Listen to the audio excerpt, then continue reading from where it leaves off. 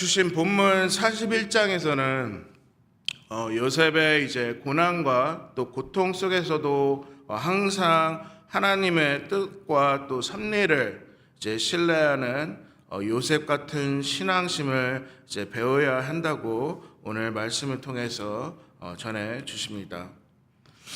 본문을 앞서 어릴 때부터 이 요셉은 이제 험한 고난과 또 환난을 겪어왔고 또 가족인 형들에게 노예의 신분으로 애굽으로 팔려가게 되고 또 심지어 자신의 주인에게 누명을 쓰게 되며 감옥에서 이제 생활을 하게 됩니다.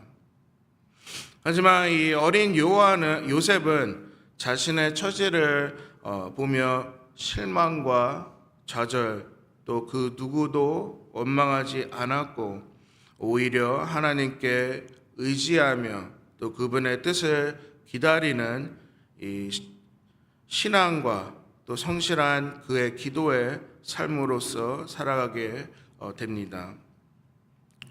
그런 요셉을 위하여 하나님은 그를 감옥에서 이끌어내어 주시고 또 하나님의 종으로서 불러주시고 다시 한번 하나님의 나라의 영광을 보일 수 있게 그를 통해 사용해 주십니다. 이제 오늘 본문 41장 1절부터 8절에서는 이 애굽의 바로 왕은 이제 두 가지 꿈을 꾸게 됩니다. 첫 번째 꿈에서는 살찐 암소 7마리가 나오고 또 그 뒤를 따라 흉하고 이제 파리한 암소 7마리가 이 전에 나왔던 살찐 암소들을 삼키는 꿈을 꾸게 됩니다. 두 번째 또한 이 한 줄기에 무성하고 또 이제 충실한 7 이삭이 나오는데 또 그 뒤로 똑같이 7 이삭이 나오지만 가늘고 시든 이삭들이 나와서 그 전에 나왔던 이 무성하고 충실한 7 이삭을 삼켜 버리게 됩니다. 이렇게 바로 왕은 자신이 꿨던 꿈에 이제 단순하지 않았다고 생각이 들었고 또 애굽의 점술가와 또 꿈에 대한 이제 지혜자들을 불러서 자신의 꿈을 해석하라고 이제 명령을 내리게 됩니다. 하지만 결국 그들은 그 꿈을 해석을 하지 못하게 되고 또 하나님 또한 벌써 이 성실한 요셉을 위해 이제 준비해 주셨기 때문에 그분의 섭리였고 또 아무도 바로 왕의 꿈을 해석하지 못하게 됩니다. 또 저희가 알아야 되는 부분은 하나님께서는 이 애굽의 왕에게도 그분의 뜻을 꿈으로 이제 장차 일어난 일들을 이 애굽 백성들을 위해서도 경고해 주시는 부분들을 살펴볼 수가 있습니다. 이방의 왕에게도 하나님은 자비로움을 보여주시고 또 꿈으로써 그들에게 예언의 말씀을 전해 주십니다. 계속해서 9절부터 15절에서는 이 전에 40장에서 또 39장에서 나왔던 이 술 맡은 관원장이 이제 요셉의 꿈에 대한 이 해석을 또 그에 대한 능력을 알게 되고 또 이 바로 왕에게 이제 요셉을 연결해 주게 됩니다. 16절에서는 요셉은 자신의 능력이 아닌 오직 하나님께서 주신 지혜로 이제 꿈을 해석하고 또 그 하나님의 진실을 왕에게 밝히게 됩니다. 자신을 낮추며 겸손하게 하나님께 영광을 돌리는 요셉의 모습을 저희는 볼 수 있습니다. 계속해서 25절부터 30절에서는 이 바로 왕의 이제 꿈을 듣고 이후 요셉은 애굽에 닥칠 7년의 풍년과 또 7년의 흉년에 대해서 해석하며 하나님께서 애굽을 위해 미리 경고해 주신 의미에 대해서 또 대비하라고 이제 바로 왕의 꿈을 이제 하나님이 주신 충만한 지혜로 해석하는 모습을 볼 수 있습니다. 요셉은 하나님이 바로 왕에게 보여주신 꿈의 의미는 그분의 섭리를 알게 하시기 위한 예언이었고, 또 즉 앞으로 애굽에는 7년 동안 풍년과 흉년이 잇따를 것이라고 전하며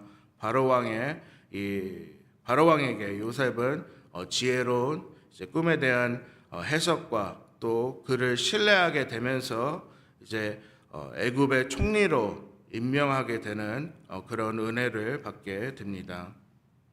또 계속해서 요셉은 모든 이 관리의 이제 곡식 창고를 관리하고 또 그거를 맡고 감독하게 되며, 이제 애굽에서는 계속해서 요셉의 이 지혜로움과 또 요셉이 섬기는 하나님에 대해서 그들에게도 선포하고 또 퍼뜨리게 됩니다.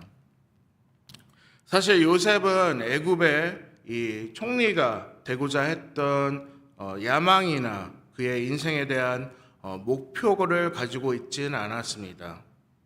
하지만 그는 단지 자신의 누명을 벗고 자신의 고향으로 돌아가 가족들과 함께 하나님의 뜻을 따라 살아가기를 원했고, 또 그런 요셉을 하나님은 사랑하시며 또 불러주시고 또 그에게 지혜의 능력까지 그를 축복해 주시고 또 그를 통해서 영광을 받으셨습니다.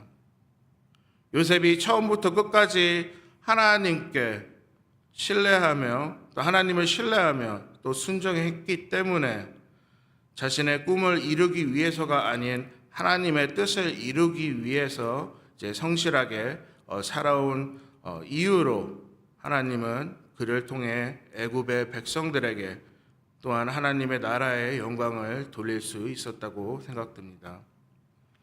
주 45절에서는 이 요셉은 애굽의 제사장 딸과 이제 가정을 이루게 되고, 또 주님의 축복 속에서 애굽 땅에서 2인자인 이 총리의 지위로 하나님의 은혜를 기억하며 계속해서 하나님만 섬기며 살게 됩니다. 말씀을 정리합니다. 오늘 주신 41장에서는 이 요셉의 고난과 고통 속에서도 항상 하나님의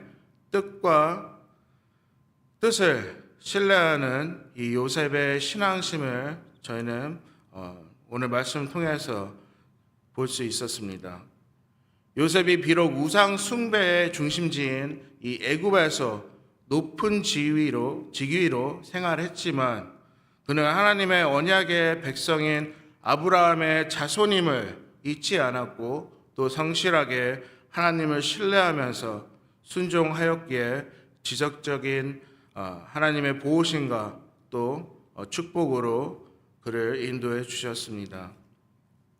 저희들 또한 물질이나 지혜나 또 영적으로 축복을 받았을 때 교만해지기가 쉽게 되며 또 주님의 은혜를 잊어버리고 살아갈 때가 많이 있습니다. 저희 자신의 교만으로 하나님의 도우심과 인도하심을 받을 수 없게 된다면 저희는 이 세상과 함께 멸망하게 될 것입니다.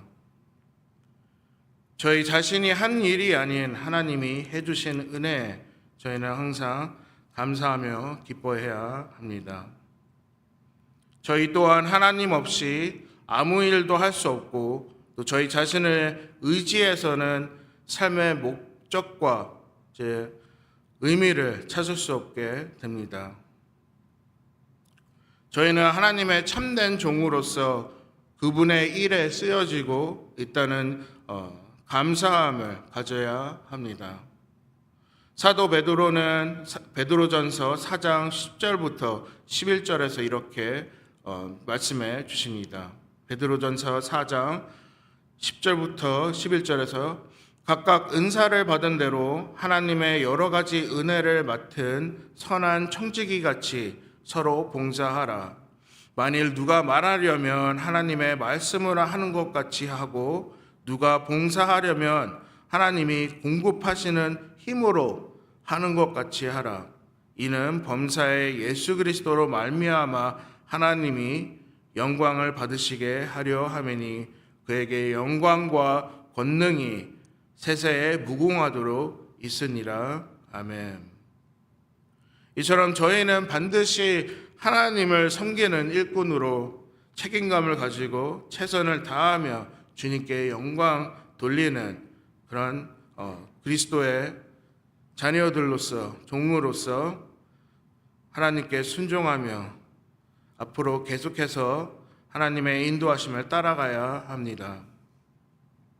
그러므로 저희가 어떠한 위치에 있든지 오직 하나님만이 저희의 구원자이시자 또 축복의 근원이신 주님을 잊지 않는 그런 신앙심을 가지시길 다시 한번 오늘 말씀을 통해 저희에게 격려해 주십니다. 저희들의 인생을 주도하시며 늘 하나님의 손길 속에서 감사와 회개 기도로 주님께